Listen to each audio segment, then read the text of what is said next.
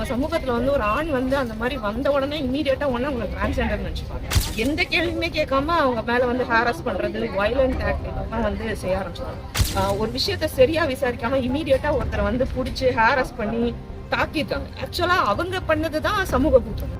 எந்த நைட்ல வந்து நான் நைட் போட்டு என் வீட்டு வாசல் உங்களுக்கு அது யார் நைட்ல எந்த வீட்டு மாட்டாங்க. எங்க காரிடார்ல நடந்து வந்த நடந்தது தானே. வணக்கம். இது என்னன்னா, நான் இதுக்கு முன்னாடி குடியிருந்த வீட்டுல வந்து ஒரு ஷூட்டிங் சம்பந்தமா ஒரு வீடியோ ஒன்று நாங்கள் எடுக்க வேண்டி வந்தது. ஸோ நான் வெளியூர்ல இருந்தப்ப ஷூட்டிங்காக எடுத்த வீடியோ அது. அந்த வீடியோ வந்து தேவையில்லாம வேற டேக் பண்ணி அவதூறு பரப்புற விதமா யாரோ பரப்பியிருக்காங்க. ஸோ அது விஷயமா கம்ப்ளைண்ட் கொடுக்கறதுக்கு தான் ஸ்டேஷனுக்கு வந்திருக்கேன். அண்ட் அதை வந்து நாங்கள் இது அவதூறு பரப்பியிருக்காங்கன்னு சொன்னோடனே அதை புரிஞ்சுக்கிட்டு இமீடியட்டாக அந்த நியூஸ் சேனல்ல இருந்து அதை ரிமூவ் பண்ணிட்டாங்க. பாலிமர் நியூஸ் சேனல் அவங்களுக்கு ஆக்சுவலாக ரொம்ப பெரிய நன்றி சொல்லணும். Thank you so much. அது விஷயமா அதை பரப்புறது யார் என்ன அப்படிங்கிறத பற்றி கம்ப்ளைண்ட் கொடுக்க வந்திருக்கேன். ஸோ போலீஸ் வந்து கம்ப்ளைண்ட் ரிசீவ் பண்ணியிருக்காங்க, ஆக்ஷன் எடுக்கணும் அப்படின்னு சொல்லியிருக்காங்க.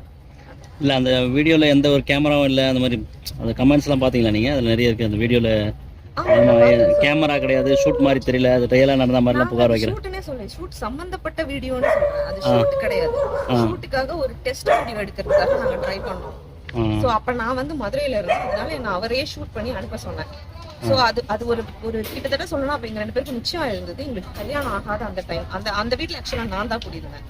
அது விக்ரமனோட வீடு கிடையாது, அது என்னோட வீடு. நான் ஊருக்கு போயிருந்ததுனால அவர் ரிலாக்ஸ் பண்றதுக்காக அங்க ஒரு 4 நாள் இருந்தேன். ஏன்னா அது வீடு மட்டும் இருந்தது, அப்ப அவர் அங்க இருந்தாரு. அந்த டைம்ல நான் வந்து இந்த படத்துல இந்த மாதிரி, ஏன்னா நான் ஒரு ஃபிலிம் மேக்கர், நான் ஒரு டிரெக்டர். ஸோ என் படத்துல அவர் ஒர்க் பண்றது இருந்தது. அதுக்காக படத்துக்காக இந்த மாதிரி ஒன்று பண்ணணும்னு சொன்னேன். அப்போ வந்து அவர் வந்து தயங்குவாரா அப்படிங்கிறதுக்காக அதை இப்போ நீங்கள் ஷூட் பண்ணி எனக்கு அனுப்புங்க, நீங்கள் இப்போ ஸ்க்ரீனில் அப்படி நடிப்பீங்கன்னா இப்போ நீங்கள் பண்ண முடியுமா, பண்ணி காட்டுங்கன்னு சொன்னேன். ஸோ அதுக்காக அவர் வந்து பண்ண ட்ரை பண்ணாரு. நான் சும்மா விளையாட்டா சொன்ன விஷயம், அப்படியே கீழே போங்க அப்படின்னு சொல்லி சும்மா சொன்னேன். அது போன உடனே உங்களுக்கு தெரியும்ல, நம்ம சமூகத்தில் வந்து ஒரு ஆண் வந்து அந்த மாதிரி வந்த உடனே இமீடியட்டா உங்களை டிரான்ஸ்ஜெண்டர் நினைச்சுப்பாங்க. அப்படி நினைச்சு அடுத்த செகண்ட் டிரான்ஸ்ஜெண்டரா தான் இவன் திருடுவான், இவன் பிரச்சனை பண்ணுவான்னு நினைச்சு உடனே எந்த கேள்வியுமே கேட்காம அவங்க மேல வந்து ஹாரஸ் பண்றது, வயலண்ட் ஆக்ட் இதெல்லாம் வந்து செய்ய ஆரம்பிச்சாங்க.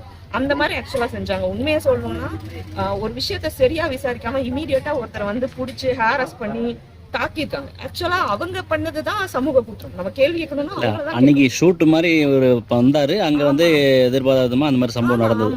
இப்ப நான் வந்து அவரோட மனைவி, அந்த படத்தோட டைரக்டர். சோ எனக்கு இந்த விஷயம் நடந்த உடனே இமீடியட்டா எனக்கு தெரிஞ்சிருச்சு. நாங்க இமீடியட்டா போய் அந்த மெயின்டெனன்ஸ்ல நான் ஊர்ல இருந்து வந்த உடனே போய் அவங்கள பார்த்து பேசி இது என்ன ஏதுன்னு கேட்டு விளக்கமும் கொடுத்து முடிச்சிட்டோம். அது எல்லா பிரச்சனையும் அங்கேயே சால்வ் ஆயிடுச்சு. இது நடந்து இப்ப 6-7 மாசத்துக்கு மேல ஆயிடுச்சு. நாங்க இப்ப அந்த வீட்டுல குடியும் இல்லை, நாங்க வேற வீடு மாறிட்டோம். இப்ப வந்து சம்பந்தமே இல்லாம இதை வந்து பிரச்சனை ஆக்கிட்டாங்க. இதை பிரச்சனை ஆக்குனவங்க யாருன்னு கூட எனக்கு தெரியல. கேள்விப்பட்டது அது வேற ஒருத்தங்க ஆக்குனாங்கன்னு கேள்விப்பட்டிருக்கேன். அந்த பர்டிகுலர் நபர் வந்து யாருன்னே எனக்கு தெரியல. அவங்கள முன்ன பின்ன நான் பார்த்ததும் கிடையாது, அவருமே பார்த்தது கிடையாது. எதுக்காக தேவையில்லாம ஒரு பிரச்சனை பண்றாங்கன்னு தெரியல. நான் விசாரிச்ச வரைக்கும் நாங்க அங்க இருந்து காலி பண்ணிட்டு வந்தப்புறம் தான் இவங்க அங்க குடியே போயிருக்காங்க. அவங்க அந்த நிர்வாகத்தின் மேல ஒரு கம்ப்ளைண்ட் கொடுத்திருக்காங்க. அந்த கம்ப்ளைண்ட் சம்பந்தமா அதை ஸ்ட்ராங் பண்றதுக்காக, அந்த நிர்வாகத்தின் மேல தப்பு இருக்குன்னு காட்டுறதுக்காக சம்பந்தமே இல்லாம இந்த வீடியோ வந்து அவங்க யூஸ் பண்ணிருக்காங்க.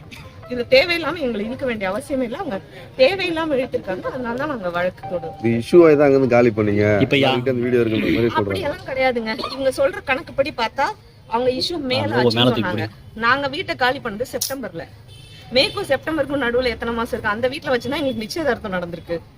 அதுக்கப்புறம் அத்தனை நாள் நாங்க அந்த வீட்டுல இருந்திருக்கோம். அப்புறம் நாங்களே அந்த இஷ்யூ ஆக்கி அதை காலி பண்ணணும். இப்ப புகார் யார் மேல மேடம் கொடுத்துருக்கீங்க? புகார் யார் மேல? அது நான் இப்போ ரிவீல் பண்ண முடியாதுங்க. அந்த வீடியோவை யாரு பரப்புனாங்களோ அவங்க மேல. பர்டிகுலரா யார் என்னன்றது உங்களுக்கு தெரியாது? அது வரைக்கும் கண்டுபிடிக்க சொல்லியிருக்கோம். பட் எனக்கு ஒரு ஆள் மேல இருக்கு, ஆனா அதை நான் உறுதியா தெரியாம மீடியால சொல்ல முடியாது இல்லைங்களா, அதனால நான் எந்த பேரும் குறிப்பிட விரும்பல. இப்ப அந்த பில்டிங்ல இருக்க புகார் கொடுத்தாங்களா, அவங்க சமமா அவங்க தான் கொடுத்துருப்பாங்கன்ற ஒரு யூகத்துல இருக்கு. அந்த பிரச்சனையை எழுப்பினவங்க தான் அந்த பிரச்சனையை எழுப்பினவங்க தான் இந்த பிரச்சனையை. ஆமா, அப்படிதான் யூகிக்கிறேன். அந்த சம்பவம் எங்க நடந்தது? இதுக்கப்புறம் சம்பவம் எங்க நடந்தது? அந்த அடுக்குமா ஐயப்பன் தாங்க. அங்க ஸ்டேஷனுக்கு போயிருக்கேன், அங்க கம்ப்ளைண்ட் கொடுக்கல. ஏன்னா இப்ப நாங்க வந்து வேற ஒரு ஏரியா, நாங்க வானகரத்துல குடி இருக்கிறதுனால இந்த லிமிட்ல கொடுக்க வந்திருக்கோம், அவ்வளவுதான். அங்க ஜூரிஸ்டிக்ஷன் இல்ல, அதனால இங்க ஓகேவா. இப்ப சமூக வலைதளத்துல சும்மா அதிகமா தாக்கு இருக்கு, அது சம்பந்தம் என்ன சொல்ல வருவீங்க? இது உண்மையா இருந்தாதான் அது சம்பந்தமா நம்ம வந்து ஃபீல் பண்ணணும். ஒரு நியூஸ் வந்தோம்னா அது உண்மையா பொய்யான்ற ஒரு எந்த ஒரு ஆதாரமும் இல்லாம அதை பத்தி அலசி ஆராயமா வந்து வேற வேலை இல்லாம கமெண்ட் பண்ணிட்டு இருக்காங்க. அதுக்கு நம்ம பதில் சொல்றதுக்கு ஒண்ணும் இல்ல. இல்ல மேடம், இப்ப ஒரு சமூகத்துல அவர் ஒரு முக்கியமான நபர். ஆமா, சரி, அது ஒரு ஷார்ட் பிலிமா இருந்தா அதுக்கான உபகரணங்களோடு அது பண்ணா பரவாயில்ல. இல்ல அந்த மாதிரி இருந்தா பரவாயில்ல.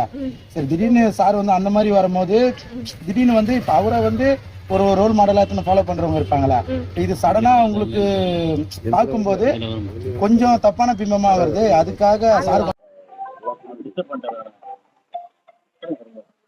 இல்ல, அரசியல் ரீதியான இந்த மாதிரியான அவதூறுகள் வந்து தொடர்ந்து இருந்துட்டுதான் இருக்கு. அரசியலுக்கு வந்த நாள்ல இருந்தே அதனால இப்படிதான் வன்முறை வந்து தொடுத்துட்டு இருக்கிறாங்க. உண்மை என் குடும்பத்தை பத்தி அசிங்கமாக பேசுறது, அந்த மாதிரியான விஷயங்கள், அப்புறம் என்னை பத்தியே தவறுதலான முறையில இது பண்றதுன்ற மாதிரி தொடர்ந்து இருந்துட்டுதான் இருக்கு. இப்போ அதுல இது ஒண்ணு அப்படிங்கிற மாதிரி கடந்து போகுது. ஏன்னா இது குறிப்பாக இது டெஸ்ட் ஷூட்டுக்காக பண்ண ஒரு விஷயம். ஒரு ஆண் வந்து கைவிடமிட்டு டெஸ்ட் ஷூட் பண்றது, அதை சமூகத்துல வந்து இந்த அளவுக்கு அதை ஒரு வீடியோவா எடுத்து அதை ஸ்ப்ரெட் பண்ணி சம்பந்தம் இல்லாம அதுக்கு கீழே எவ்வளவு அசிங்கமான கமெண்ட்ஸ் போடுறது அப்படிங்கிறது, அது அதுக்கு என்ன வார்த்தைகள்ல சொல்லி அதை விவரிக்கிறது. அந்த நைட்ல வெளியே வரணுன்ற அவசியம் இல்லை அப்படின்ற எந்த நைட்ல வரீங்க? நான் டெஸ்ட் போட்டு என் வீட்டு வாசல் வெளில வர்றது உங்களுக்கு அது யார் நைட்ல என்ன வீட்டுள்ள வந்தாங்க? என் காரிடார்ல நடந்து வந்த போது நடந்தது தானே. ஆமா, எங்கள் காரிடார்ல நடந்து வந்த போது நடந்தது. அது தரப்பு கம்ப்ளைண்ட் கொடுத்துட்டேன். அப்ப அது வந்து நாங்க விளக்கம் கொடுத்தோம். அந்த விஷயத்துல அப்பவும் போலீஸ் வந்தாங்க. அப்பயும் நாங்க விளக்கம் கொடுத்தோம். அப்ப அவங்கள வந்து கண்டிச்சாங்க. அப்பயே புகார் அளிச்சு ஆமா ஆமா அது விளக்கம் கொடுத்தாரு. அது இப்போ வந்து முறையாக இந்த வீடியோ வந்ததுக்கு அப்புறம் முறையாக இந்த வீடியோ யார் ஸ்ப்ரெட் பண்ணியிருக்கிறாங்க அப்படிங்கிற முறையில அதை கண்டுபிடிக்கணும். அதன்படி நடவடிக்கை எடுக்கணும். காவல் நிலையத்தில் நமக்கு சட்டத்தின் மேலதாங்க நம்பிக்கை. எங்களுக்கு எல்லாத்தையும் விட்டாலும் சட்டம் நம்மளை காப்பாற்றும், நீதி நம்மளை காப்பாற்றுற நம்பிக்கை இருக்கு. அதனால